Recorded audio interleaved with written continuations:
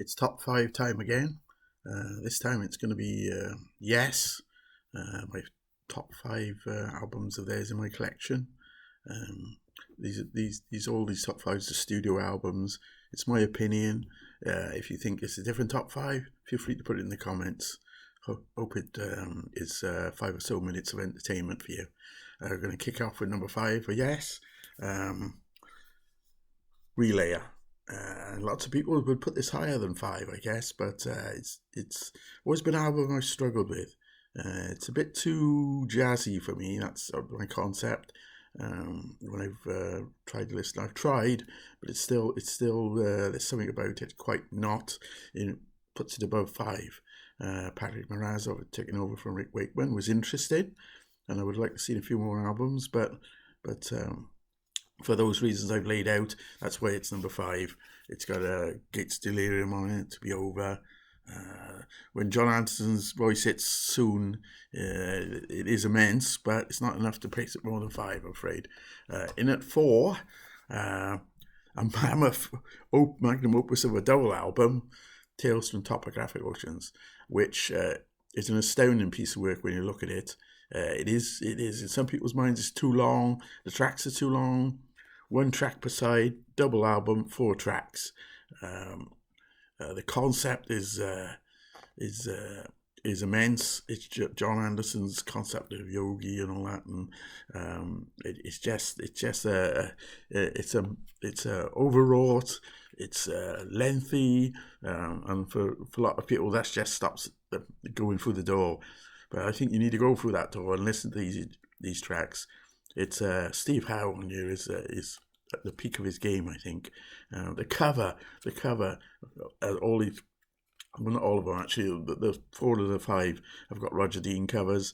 They just are part of Yes for me. It's a weighty tome. We put it that way. That's number 4, Tales from Topographic Oceans. In at 3, Fragile. Another glorious cover, by the way. This is Yes beginning to form the Yes that classic Yes, as I would call it. There's some great albums from other versions of Yes, but it is the Anderson, White, Howe, Squire, and Wakeman. This is a classic Yes for me, and this is a superb album that's in at number 3. In at number 2, this may cause some debate, Going for the Ending. The only thing that I don't like about this album actually is the cover. If it was in a Roger Dean cover, I'd be happy. This might make number 1 then, which is probably wrong. It should be about the music, but with Yes, it is sort of the old package. This has got my favourite Yes track on it, Awaken. There's other great tracks. Turn of the Century is probably my second favourite track, so to have my first and second favourite track and not be number 1 album, and you probably guess what's going to be number 1, but this is a superb album, going for the 1, Parallels. There's so many good tracks on here. You put it on and it makes a good album to listen to. That's number 2. That's Going for the 1.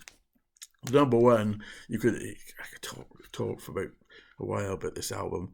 This is for me the number 1 progressive rock album. This defines progressive rock. It's close to the edge. It's my number 1. It's got the track Close to Edge and You and I and Siberian Catru is free. There's only 3 tracks on this album, and the next album after it was Tales. Not only at that 4-hour double album, you can see why some people would scoff at Yes, overblown, dinosaur rock, call it what you will. For me, this is magnificent. You listen to this on headphones on a good system. This is the Blu-ray audio version, Steve Wilson's remix. That's a pleasure in itself. But this is in my top 5 albums of all time, and it's there for a reason. This is Yes's number 1 album. This is progressive rock's number 1 album for me, and it's top of the table here for today. I hope you enjoyed that, and I'll be back soon with another one.